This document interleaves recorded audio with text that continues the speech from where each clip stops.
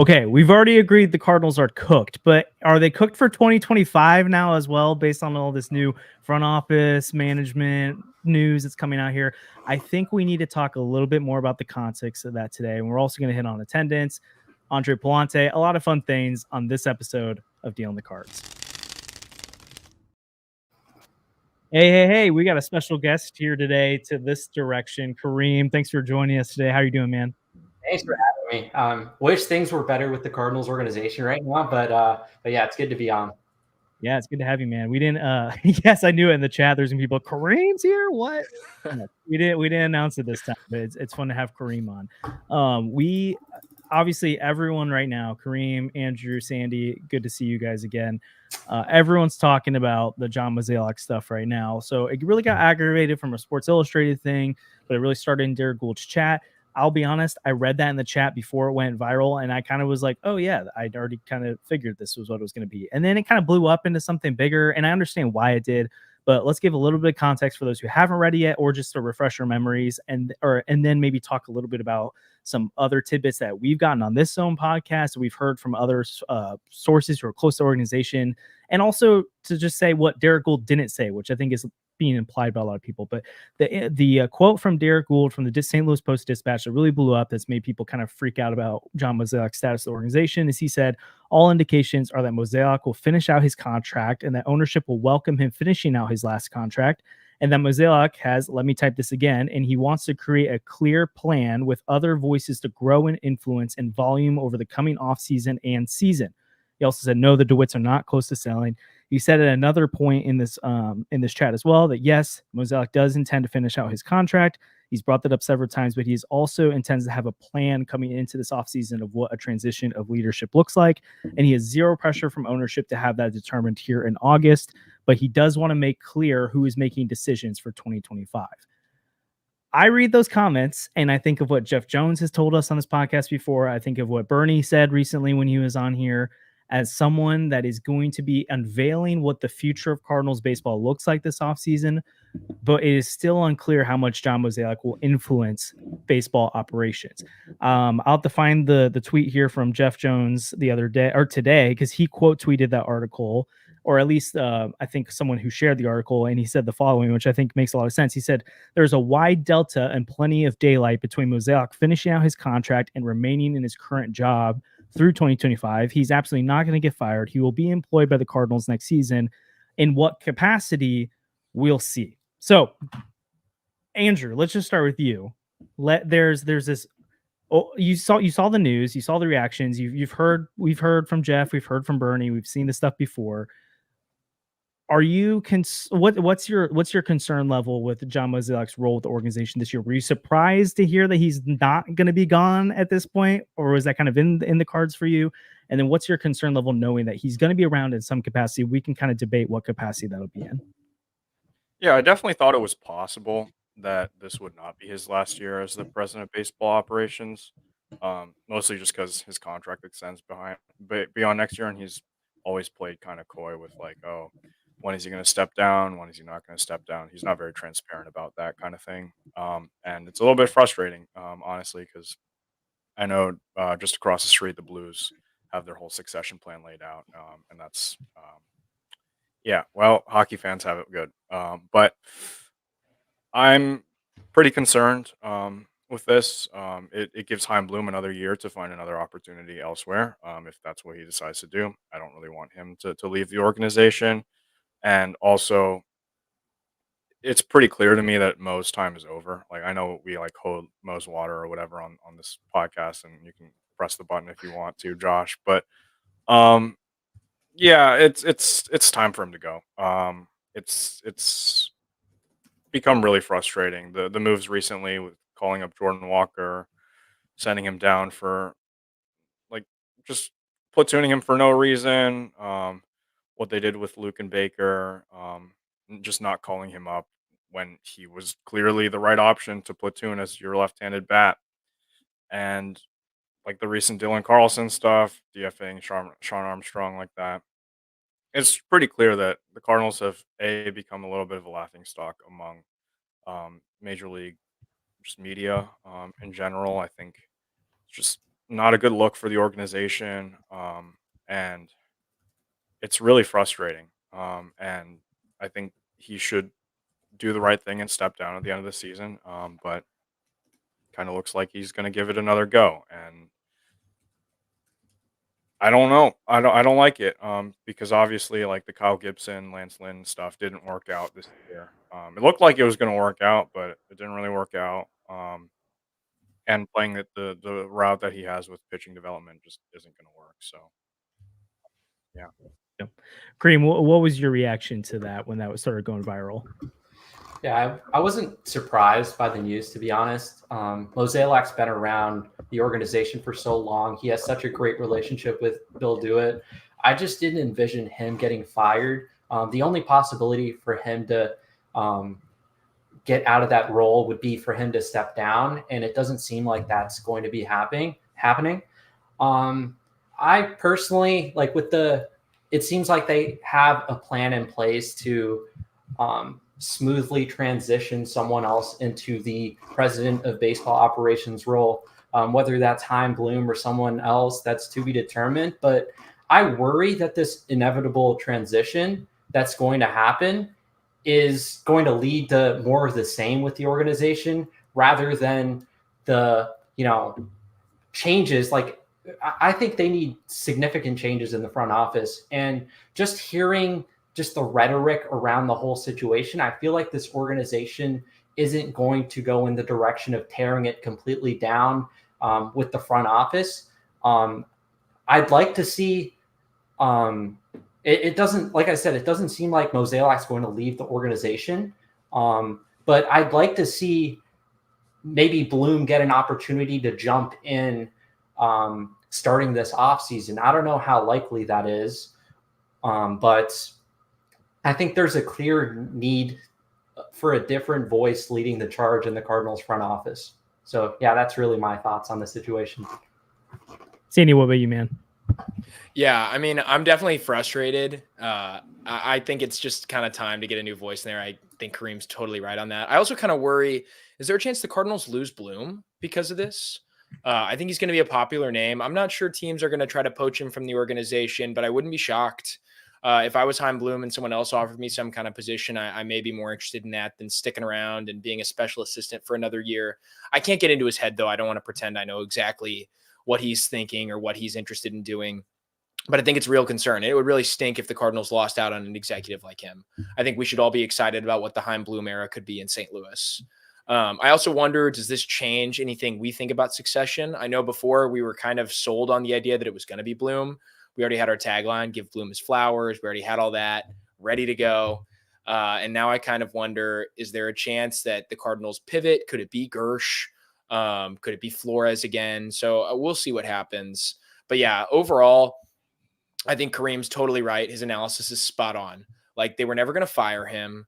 And maybe he doesn't stay in the exact same role. Maybe Jeff is right in trying to downplay some of this.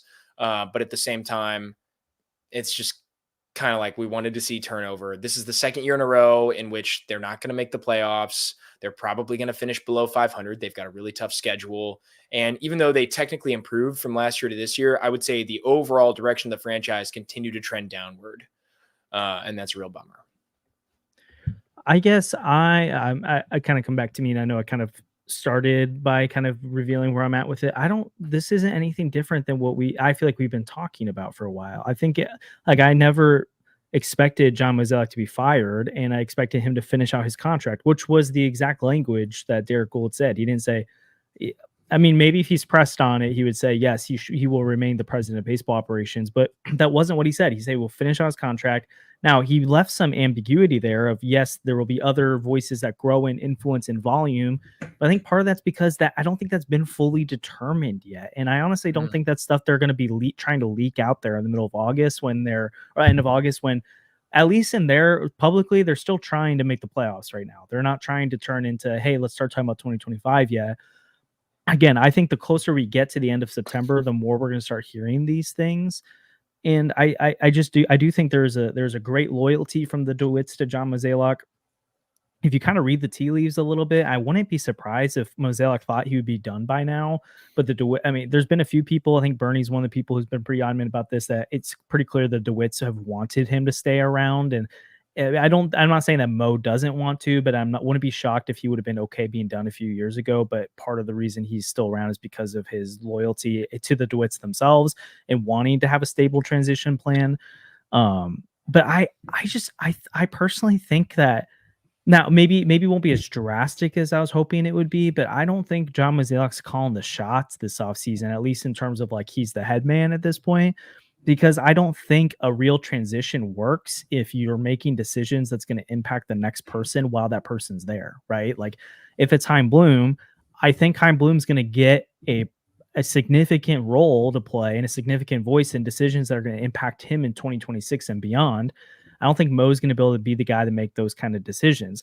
I think, and also we don't really know what they want to do organizationally because they didn't have a president of baseball operations before Mozeliak. That was something that they changed organization how they wanted to do that. They added in Michael Gersh and Randy Flores as assistant GMs. Back when that happened, Mo's responsibility was supposed to give away a lot of the day-to-day tasks to Flores and Gersh so that he could be thinking big picture, high level, overseeing different parts of the organization, overseeing things like a building project in spring training with their Jupiter complex. Like his role was supposed to stop becoming so much daily baseball operations, more big picture organizationally from the baseball operations standpoint. But then COVID happened and all this other stuff happened, and then they started falling apart. And so he kept kind of regaining control. So I think that's maybe the one thing that I would be afraid of is that we've seen Mo try to step away from the role before, and then he quickly re-grabbed all that power back. I think the reasons he stated before, though, makes sense, though. I mean, COVID was such a weird time to lead in, and so it kind of makes sense to kind of centralize that leadership and authority at that point. But personally, when I saw that, like, again, I saw the quotes before they kind of blew up, and I was just like, oh yeah, like I didn't really think anything of it because I kind of thought this is the direction it was going to go. But I do think there's obviously a concern level about how much influence he'll have next year, and I personally don't think, Sandy, this pushes out a Chaim Bloom or something like that. We still don't even know if he would want the job. And I mean, it feels like everyone around the team saying it's Bloom's to lose. Like if Bloom wants it, Bloom seems to be the next guy. But we don't know if that's for sure what will happen here. Kareem, you brought up a really interesting candidate if you want to kind of like lean into like some potential external options. And I thought that was really interesting, even though, I mean, I would guess that's probably not going to happen. But I would be shocked if they go the Randy Flores or Michael Gersh route. I know the DeWitts are not like, people aren't really their fans right now and think they're idiots, but I don't think they're that tone deaf to realize, like, I would be shocked if they promoted from within and thought fans would take that. But yeah, I don't know. We'll see. So do you guys think even if Mo is still in the seat, do you think there's any chance Cardinal fans are invested in 2025 to the ability that the ownership wants them to be? Or do you think it's going to require, like Kareem, do you think it requires a clean house for fans to really give them a chance again? I think there needs to be a change in the front office to really rejuvenate this fan base, to be honest, barring a very good offseason, which I just don't see happening. I don't see them making a ton of moves in the offseason to, build a much stronger roster than what they have right now. So yeah, I would say that there is a need for some change at the top to really rejuvenate this fan base. Yeah. It just requires winning. Like fans show up to the ballpark when you win. In St. Louis, you get a longer leash than you do a lot of other places, I think. Like in Miami, you can win and they're still not there. In Tampa Bay, you can win and they still don't show up. In other places like Arizona, they show up once you start winning. But the moment you're not good, they're not there. Like fans in St. Louis have kind of put up with a lot over the last 9 years or so, I would say. And I'm not going to say we're this tortured fan base, but they've put up with quite a bit. They really only have a couple of memorable moments from the last decade or so, right? Unceremonious first-round playoff exits in 2015, 2020, 2021, 2022. And in multiple of those events, like those weren't even competitive series for the most part. Swept out of the playoffs in 2019 in an NLCS in which they were incredibly overmatched. Missed the playoffs 3 consecutive years, 16 through 18 with, I mean, to be quite honest, awful rosters. Like Brandon Moss was the best hitter on your team at one point. It's just unacceptable for a team like St. Louis. And even in your best year, 2022, you just get run over by the Phillies. So I know we're hot and I know made the World Series, but that's how Albert and Yachty ride off into the sunset, really. So this fan base put up with a lot to get to this point this year now, where they're finally starting to stick it to ownership. And I think it's fair at this, like, I haven't really been on that train until really recently, where it's like, maybe it's fair to be upset and not show up to the ballpark. But I think it is fair. Like, there needs to be a change, and it takes winning. So they have to start winning. I think if they went out and like signed Corbin Burns this offseason, sure, you get butts and seats. But like Kareem said, they're not going to do that. They're not going to have a good offseason. They don't really do that. This team doesn't like to have flashy off seasons, and they've made it really clear this regime is not interested in making that kind of move. So, I mean, maybe they could. And if they win a bunch of games, like if the Cardinals just won their next 16 games in a row, a la 2021, like you'd have people there in the playoffs, and you'd have people there next April because they'd be coming off a playoff appearance. But that's not going to happen, Maybe. It's not I don't know. That's what people, I don't know. You never know. It's not going to happen. It's not happening. Come on. I mean, if they go out and like, I don't know, there's a way where if they go out and they like fleece a team and they throw me a name that like, I don't know. Like Shota Imanaga. No. Justin Steele. Yeah, like somebody like if they get like a legitimate star, like I don't know, like Freddie Freeman, and they get Mike Trout. Yeah, if they get Mike Trout and the Angels send over like $100 million, and you only have to give up like Michael McGreevy. Whoa, not McDreamy. What a dog! I don't want to hear that. The problem is, well, like if they did something like that, if they did another Nolan Arenado-esque trade where they gave up nothing for a star player and the other team ate a bunch of salary, sure. I mean, I think people would show up to the ballpark for that, but how likely is that to happen again? Probably not, because one, the Rockies are the only team that seems to be incompetent enough to do something like that, and two, the Rockies don't have anybody that we want. So, yeah, I was going to say that. I feel like good pitching is really concentrated on good teams right now. And that's always the case because you need to have good pitching to be a good team. But I think it's worse than usual. When I look around the league, I'm not seeing a bunch of really bad teams or teams in the part of their competitive window where they're trying to trade guys away that have good pitching. Like, I just don't see that. There are bad teams with good pitching like Pittsburgh, but Pittsburgh's not trading any of that away right now. Maybe the Giants. Like, I could see the Giants moving on from some pieces, but also they have good young talent too.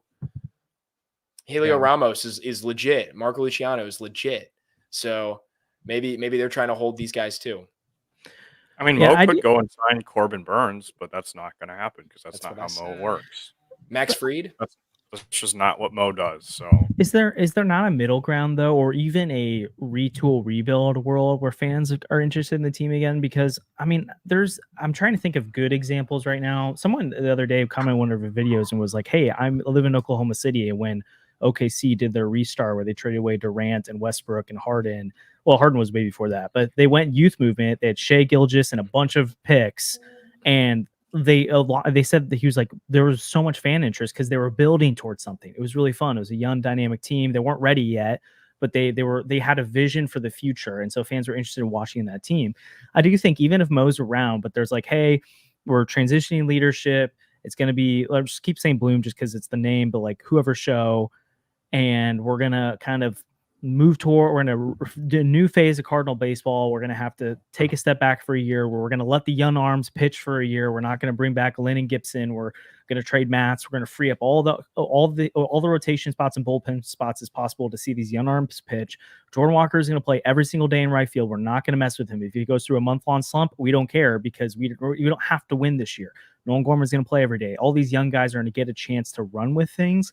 I do kind of think there's a world where fans are like, this is like, we're watching the team grow up. We're watching the next phase of Cardinals baseball develop. And so we're going to come to the ballpark to watch Victor Scott every day in center field because sure, he might go 0 for 4, but he also might rob a home run and steal 2 bases. And that's fun to watch. Like, what is Jordan Walker going to be? I want to watch this young potential star bud. I think there's a way you can get butts back in seats more than they are right now without going after Corbin Burns or fleecing another team for that Nolan Arenado type trade. But I do think a lot of it's the PR stuff, right? It's like, are you selling them as we're taking a step back because you guys didn't pay enough on tickets this year, and so we're punishing you because you didn't come to the ballpark? Or is it, hey, we have a plan for what we want to be in 3 years or so, and it's going to require us investing in our young talent right now. And so come to the ballpark to watch the guys that may be leading the next great era of Cardinal baseball. Or, I mean, even if I mean, Michael McGreevy is fun to talk about. Obviously I was a hater for a while, but like no one thinks he's going to be the next ace. But like if McGreevy proves to be your number 5 starter for a while, that's a valuable thing, because you know what? Now you've got a cost-controlled back end of the rotation starter in there. And I think Cardinal fans are smart enough to realize the value of something like that, as opposed to maybe the Tampa Bay market where no one really cares to watch. Like if they did a transition year like they're kind of doing right now, no one there really cares about who the next 5th starter is going to be. But like Cardinal fans eat that kind of stuff up. Like, so I do think there's a world where you could see people being interested in what Thomas Ajayci does every day and what McGreevy and Graceffo do. And heck, if Quinn Matthews is in that rotation, I think he's going to draw some eyes, because it's like, man, they have a young starter that's actually like really good. Like, let's go out and watch this guy. Kareem, do you think that could excite some people, or do you think that's kind of maybe wishful thinking? I mean, that's what I want to see personally. Just see a reset, not a retool, not a complete teardown of the organization in terms of personnel. I don't want to see them just get rid of everyone and start fresh. But I do think, like, let's just say like trading someone like Miles Mikolas, even attaching a prospect, I think getting rid of that contract, or even if you have to eat some of that contract, just open up some spots. Just open up some spots to give these young guys opportunities. And that's not to say come 2026, 2027, this team shouldn't go out and sign free agents. But I think having 2025 as the year to see what you have in these guys, play as Thomas Ajayci, play Cesar Prieto a little bit, see what you have in him. Obviously with the starting rotation, guys like Michael McGreevy, Sam Roberza, Gordon Graceffo, Adam Klopfenstein, see what you have in those guys. If they can handle being a starter at the next level, if they can, you just saved a whole lot of money in your rotation. And I think this would set them up to have a more effective offseason come 2026 and 2027, when you have that money that you can allocate to things that you really need, as opposed to just starters that are just here to, eat innings for a year. I think there's more clarity where the organization's going long term. If you're able to see what you have in these guys, like for example, like Nolan, Gorman, Jordan Walker this year, like I want to see those guys every day at the major league level to see if they have it in them to be everyday regular players. And I think that's where this organization needs to go with 2025. So I would take a year knowing this team isn't going to make the playoffs, to maybe reset, be back in 2026, have a good offseason, see who's going to be a starter for this team long term. And I think that's really where this team should go, to be honest, rather than just another year of, let's sign Kyle Gibson or Lance Lynn, just guys that are here to pretty much be here as pieces for just a short period of time until some of the prospects figure it out. I want to see the guys in AAA that have played the whole year get an opportunity at the next level. Yeah, that sounds great. But like, one thing that I feel like we're not taking into account is that John Mozeliak is A, not very transparent, and B, does not do well with PR. So I feel like this could go pretty poorly for the team. But I mean, maybe there is a world where Mo is like a really friendly guy and he just like lays this all out. But I don't think that's this world. I don't mean to like just kill everyone. It's crazy. Am I wrong? No, not totally. You're right on that end, but I think if he's saying like, hey, like this guy is going to be the next leader of this organization, then you're going to start, like, people are quickly going to stop moving from asking Mo all the questions to it's now Randy Flores, Heim Bloom, whoever that has to answer the questions. I do think you start to see Mo take a step back, but it is funny. It makes sense. Kareem, one comment you made though that I think makes a lot of sense is that, well, and it's something I brought up to Brent Schaefer the other day. It's like, if you do that 2025 and you start to see Miles Mikolas' contract come off the books, you see Gibson, Lynn, Matz after that year. I mean, maybe I think they probably keep Gray and Contreras around, but You'll see Goldschmidt's contract come off the books. Arenado's contract keeps coming down.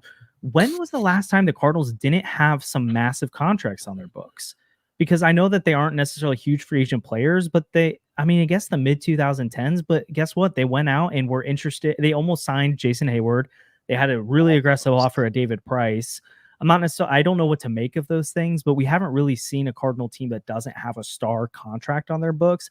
And so if they do see what they have in this young core, I'm not going to bank on the fact that they'll be aggressive on something, but could I see them go out and pay one guy that they want to surround themselves with and do one of those kind of moves that we're kind of always like, yeah, they're never going to do that. I think that's possible if they take that year to determine what young talent can supplement that contract, because the way that if they're not going to be one of the huge spenders, they have to be smart with the big money they spend, or else it will hamstring them for a long time, because we know they're not going to eat that contract and move on and take on more salary than they feel comfortable with. But if they really do kind of liquidate the system for a year of contracts, and then you've got basically Nato making like $25 million in 2026, Gray will be making 30, and then Contreras makes 17. Other than that, it's all their big contracts. Like, you can convince me there's a world where they go out and make one bigger move like that. But anyways, Sandy, I know you had something to add into that too. Yeah, well, I'm just still hung up on the idea that like a youth movement would bring more fans to the ballpark, because I'm just not sold on that. The Cardinals don't have a Paul Skeens level talent that's going to put butts in seats. Like, I like Quinn Matthews. You like Quinn Matthews. But does the person that owns one piece of Cardinals gear and it's a Nolan Arenado jersey like Quinn Matthews? Like, do they even know that much about like that's my problem. I think we don't have these guys. Quinn Matthews is great, but there's a reason he's not a top 5 prospect in baseball right now. Yeah, I don't think it's necessarily that you're selling like come see Quinn Matthews every day. I think it's come see the next iteration of Cardinals baseball. And you've been sick of how we've done things. So yes, we are going to move in a new direction. I think that's kind of the point of it too. I just you saw fans come to the ballpark when it was Brandon Moss. Yeah, but fans were coming to the ballpark with Brandon Moss because the Cardinals were really good still. Like, they weren't good that year. They were bad in 2018, but they still finished above 500, and that was the worst they'd been in a long time. I think fans had a lot more patience then because they were coming off of an incredible stretch. The Cardinals run from probably, I would say, 03, 04, all the way through 2015 was unbelievable. Like, they made the playoffs almost every year. They went deep into the playoffs plenty of times, and they won 2 World Series. And the years that they didn't go, like 2015, disappointing exit, but that was the best team in baseball that year. That team couldn't stop winning. You know, it's a 100-win team. They did that again in 04 and 05 too. So like those teams, and I would say they were the best team in the league in 2013 too. Like, I know they lost to Boston in the World Series. I still think they were the best team that year. You had MVP candidates. You just had stuff to like get behind. Whereas, so I think that goodwill still existed for a couple of years, but now you're going on like 9 years since they've been a truly competitive top tier organization instead of 2 to 3. And I think it's different. I also think like, I like the OKC comparison, but I think basketball and baseball are really different. Like, you're talking about 81 home games with a 45,000 seat stadium. Like, there could be some fan interest and they still wouldn't come close to filling the place. Like, that's the real issue. Attendance in baseball is just hard. Like, when I think about teams with good attendance, I can't think of a bad team with good attendance. It just doesn't happen. And there are more good teams with bad attendance than bad teams with good attendance. Yeah, but are we talking about this team being drastically worse if they go youth movement next year? That's a fair question, because I think a lot of the guys they'd be moving on from aren't helping that much. Yeah, I mean, you're you're losing Paul Goldschmidt, where it's like, boo-hoo. What has he really done? Luke and Baker gets more bats, could be better. And if they're better next year, like, why weren't we doing that now?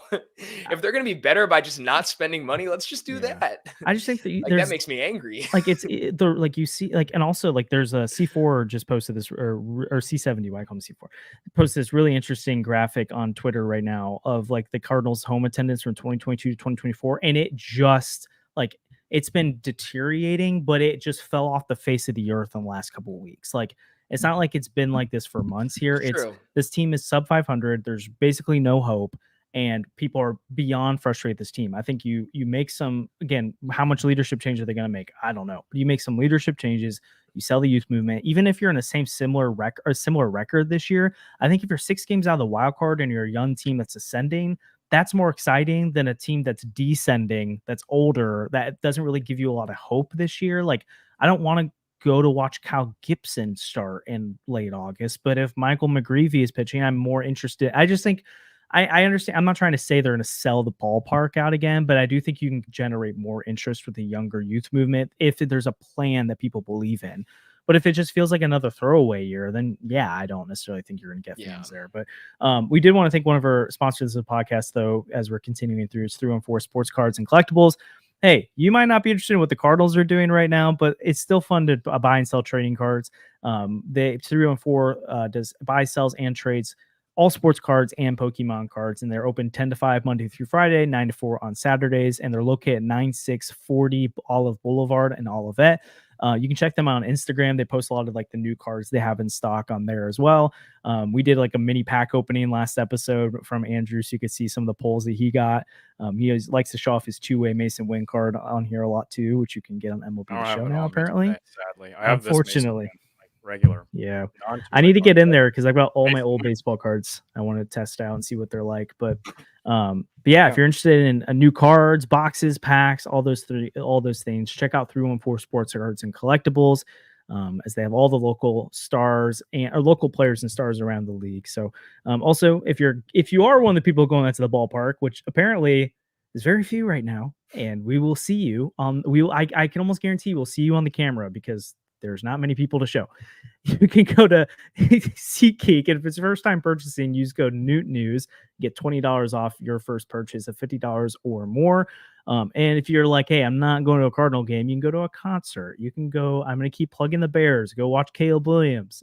You can go to St. Louis FC. You can go to a Chiefs game. You can go to a Royals game. They're in the race. You can go watch Bobby Witt Jr., who's not going to win MVP, but gosh, he's so awesome. You want to go to a game, use the code Newt News on SeatGeek. I know Sandy really wants to. Go ahead.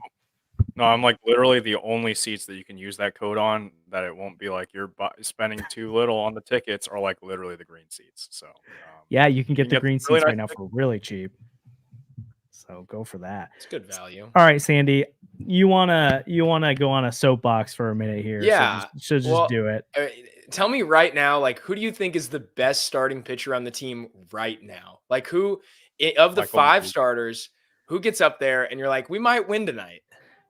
Who's the stopper in August right now? So you're saying like who's pitching the best and I have the most confidence in? Yeah, yeah. Like, we'll use that. We'll say that first, and then we'll go from there. You told me not to steal your thunder. Yeah, well, just steal it. I don't care. No, I'm gonna say Sonny Gray still. Yeah, well, I think you're wrong. Let me pull this up. Please explain. Let me pull this up. Okay, since joining the rotation, since Andre Pallante joined the rotation on June 11th, okay, Sonny Gray has an ERA of 4.73 since June 12th. That's crazy. It's an ace.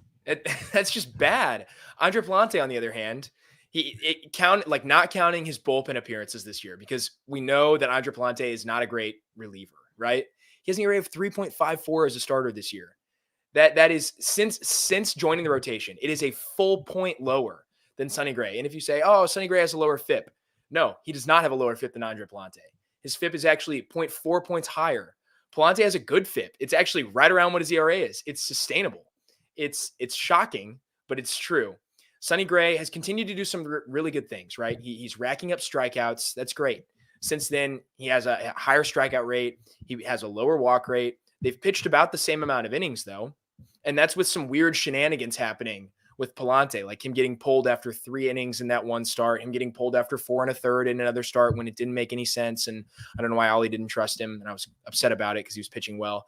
Whatever the case, since joining the rotation, Pallante, in my opinion, has far and away been the best pitcher on the team. And I think that's a problem for the Cardinals. I think that's a real problem. And so I want to ask you guys, is there any way that the Cardinals can squirm out of making him a starter next year? That they'd be idiots to not make him a starter next year at this rate. So, but I mean, if they kept everybody from this year, he wouldn't start if they kept everyone. Like I'm just saying. That's what I'm saying. Like the money, he wouldn't all start those contracts, and I think that's crazy. I just think it's terrible. I think Lance it's terrible. And Matt Carpenter get speeches, by the way, at the end of the season, just to like get people in the stands. Oh gosh. That'd be I even hope sadder that's because not no true. one's gonna be there, so they'll just be giving a speech to empty seats. I hope that's not Oh true. gosh. I Okay. just Also, he like, deserves if so they much more really want to credit. save money, like, I don't think. Again, I give them too much credit sometimes, but I think they're probably going to look at Palante's year and be like, "Hey, we could use this guy for 10 million less. Let's do that instead." I don't think they're going to be like, "Yeah, I'd rather spend $10 million right now." I hope you're right. I really hope you're right. But it's not something they've done in the past. The Cardinals have young arms that you could throw into the rotation. And the problem is other teams are doing it. Look at Hunter Brown in Houston. Hunter Brown was awful last year. He was also bad for a good portion of this year. And now he's pitching really well. Spencer Arrighetti is another guy in Houston that wasn't on anybody's top 100 list. He wasn't near anybody's top 100 list. That guy had very little buzz around him before his debut. And he's been good this year. He just had a no-hit bid end in the 8th inning, so maybe it's a little bit of recency bias, but like he's had a very solid season for Houston. The Cardinals aren't doing that, and I don't know why. Who was their Hunter Brown going into this year? I would say Gordon Graceffo had kind of a similar outlook to Hunter Brown. Hunter Brown is not an arm that people are like, oh, we really like this guy. What? I don't know, man. I think like going into this year, and Kareem, feel free to give your opinion, but like they were like, I think they were like, who do we trust in our own in our organization right now to give us a start if we need it? Like, let alone be in the rotation consistently. Like, if one guy went down, the next guy was probably Zach Thompson, which clearly that didn't work. Yeah, that didn't work. Matthew Liberatore, which again we can debate if they've handled that correctly. Yeah. No one was like Andre Palante's an option. It didn't really seem like Graceffo was supposed to be an option. You were hoping maybe, but you couldn't bank on that. And McGreevy clearly wasn't one yet. So I think we have seen the Cardinals rely on young arms, but it's been a while since they've had the quality of young arms that you feel confident going into a season with. I think it's more of like, and actually you go back and look at like 2021, 2020, like their issue is they get to midseason, they'd be throwing Johan Oviedo out there from AA. That was bad. They'd be like, oh, I guess we got to give you innings because no one else can. Like, I think they approached it the wrong way, but they learned from the mistakes of we don't have internal pitching that's ready, so we got to have some arms here. Should they have gone after Lynn and Gibson? We can debate that, but I don't think they're wrong to not trust Palante at that point. But I think going into this year, I think they'd be idiots not to, and I think they see that. Yeah, I'll say Hunter Brown had a 5.09 ERA in 2023 in 31 starts. Like they kept giving him runway, and he kept not performing well. He was a significantly below league average pitcher for a team that was really good. That like relied on him to give them innings. He pitched over 150 innings that year, and he's much better this year because he's actually gotten a chance to figure it out. I think the Cardinals, and I think it's all over baseball right now, there's this idea that if someone doesn't figure it out immediately, they're a massive bust. It's not everyone's Juan Soto. That's the problem. Like the Cardinals don't have a Juan Soto that's going to come up and destroy right away. But like people calling Jordan Walker a bust, people saying these young pitchers are a bust just because they don't put it together right away. Sometimes it happens that way. Like I always remember Greg Maddux had an ERA of like 5.6 over his first 2 seasons, like 200 innings, 5.6 ERA. These days, people would have written him off as a bust. But then he turned into a Hall of Fame, one of the best pitchers of a generation. And I just think Cardinals fans have been really quick to do that. Like Jordan Walker is a prime example. Nolan Gorman's a great example of people just yelling that he's a bust, that he's not good, that they shouldn't play him. People were saying it with Mason Wynn last year in a tiny sample size. But I think the Cardinals should just be patient and try. Like you got to try one of these young starters, especially now. Guys like Greg Maddux didn't like do well for a year and then just immediately fall off the next year, right? Like that's a little bit. I guess the Gorman thing is a little different, I guess. And same for Jordan Walker. Like he was really good last year offensively. Like this Hunter Brown thing, I'm going to completely disagree because he was the number 1 prospect in the Astros system. He was the 71st prospect in all of baseball. That is not Gordon Graceffo. Yeah. And that's definitely not Michael McGreevy or Andre Palante. Yeah. But Kareem should talk because I don't know what I'm talking about. Yeah, maybe if Gordon Graceffo was averaging 95 mile an hour on his fastball like he was a couple of years ago with his nasty slider, and I get so much I mean, Hunter Brown was one of the better pitching prospects in baseball. I don't think that's a fair comparison, to be honest. But just bringing back, I want to talk a little bit about Andre Palante. I think the big thing with him has been his emergence against right-handed hitters. Yeah. Palante's always struggled against righties throughout his career. He's always been a reverse splits guy. His fastball profile is much better against lefties than it does righties. And these past couple months, since July, he has a 242 WOBA against right-handed batters. Do you guys want to guess what it was before July. So first 4 months of the season, what do you think that was? I'm like, say 400. Oh, it was really bad. It was 369. So Okay. that's a little high. huge Yeah. difference that he's made right there. I think he's doing a much better job of using his two-seamer and slider. I will say another thing that's stood out to me about Palante, I think he's doing a much better job at avoiding walks. Palante hasn't had the best command throughout his major league career, but I think he's really coming along in terms of that recently. And if he can maintain what he's done these past couple months, you know, let's just say 8 starts in July and August. He has a 3.33 ERA in 48 and 2/3 innings. Like, that's a solid starter. He's been a consistent, reliable starter these past couple months. And if he can continue to get right-hand hitters out and show decent enough command as he's done recently, I think he could be a really effective option in the Cardinals starting rotation. And I think without a doubt, he should be penciled in for their rotation next year. Yes, let's agree on that for sure. So let's go to the Sonny Gray point of it though, Kareem. What are you seeing from Gray? Like, what's your concern? Like, what's your concern level with him going forward? I personally have been like, I will completely agree. It's been disappointing and underwhelming, but I'm not freaking out about him going forward. Like, I feel like every start he goes out there, I'm expecting it to be better than what it's been, because I know that the home run stuff it's been bad this year. But I expected regression there, but I don't think that's as much about him being a significantly worse pitcher now than maybe some issues in his game right now. I don't know. What would you speak to that? Yeah, I will say about Gray, I think the stuff hasn't diminished at all. And with a guy that's getting a little older, I think that's something that's at least positive. It's not like this is something where his stuff's a lot worse and hitters are just barreling him because of that. I think it really has to do more so with the fact that he's missing over the heart of the plate too much. And the home runs need to come down. Obviously, when you're able to strike out as many hitters as he does and limit walks, he can get away with some of that, but I think the home runs have killed him a little bit too much this year. And if he can, if he can reduce that a bit next year, I think we're still looking at a front of the rotation starting pitcher that the Cardinals, envisioned that they were getting this past offseason. Hey, that's all I need to hear. Keep on talking about him potentially being a frontline starter again. That's for sure. I mean, he is a frontline starter. The stuff is so good. The strikeouts are there. That's awesome. But it still irks me that the Cardinals won't give guys opportunities, especially when they're out of it. I can't understand why Michael McGreevy's not getting another shot here. Like, what are we getting from if we're out of it? Like, and I think we are. I think the Cardinals should admit that they're probably out of it. Well, they need to admit that they're out of it. They're going to go on a 17-game winning streak or something. Look, I'll say this. I don't think moving on from Lynn and Gibson for the rest of the season or Michaelis and going with a guy like Graceffo or McGreevy or anybody else who deserves a shot right now, I don't think that would significantly lower the chances of a crazy run, because I don't think the chances are very high to begin with.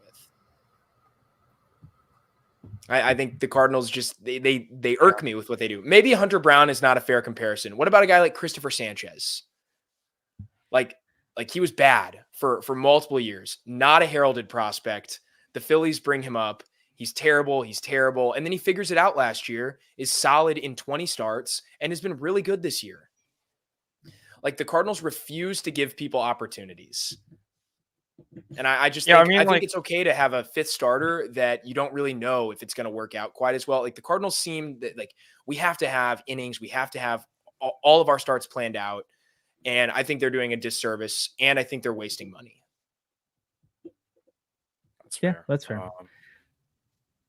Hopefully we'll see more down the stretch, some more starts from McGreevy, from whoever on that as well. And I do think once they get out of it, they're going to want to see the young guys. But I mean, we saw it last year, right? I mean, they're throwing starts out there for Drew Rom of all people. So, like, if Drew Rom's getting starts down the stretch for the Cardinals, I think we're going to start seeing some other guys. McGreevy's on the 40-man, so it's not like you can make a move there. Yeah. I think he's been out the whole year, right? Yeah, he's coming back in September, supposedly.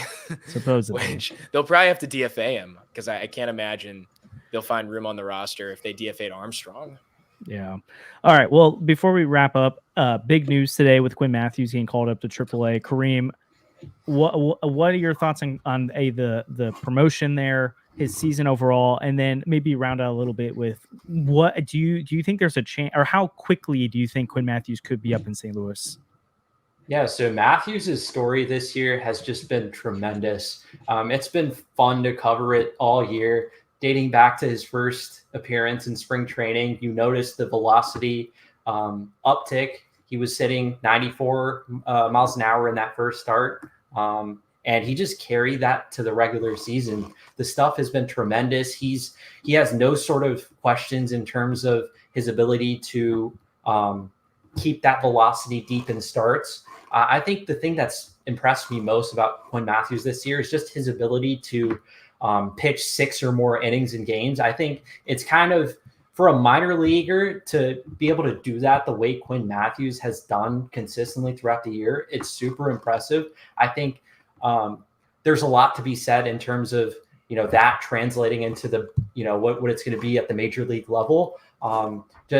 So very impressed by Quinn Matthews, able to jump, obviously, Palm Beach to Peoria, to Springfield, now make it to Memphis. And I'm not sure we'll see him at the end of this year, but I do think 2025 is certainly in the cards for Quinn Matthews. I'm not sure if that's going to be at the start of the season. I do think we'll see plenty of him in spring training. Whether or not that spot is available for him is to be determined. I would personally like to see, as many opportunities in spring training for these young starters to, make a name for themselves and get a spot in that rotation over, a veteran like Lance Lynn or Kyle Gibson or even Miles Michaelis, who's under contract. I just want to see these young guys play. Quinn Matthews, past 4 starts at AA, it's been super impressive. He went 6 innings and allowed 0 earned runs in his first start this month. Second start, 5 innings, 1 run. And these past 2 starts have been truly phenomenal. 7 innings, 11 strikeouts, no walks. And this past start that he had prior to his promotion to AAA, 7 2/3, which is a season high this year, 12 strikeouts and just 1 walk. So the ability to strike out hitters, limit walks, limit home runs, I think that's going to just be great for him at the major league level. And yeah, this is someone like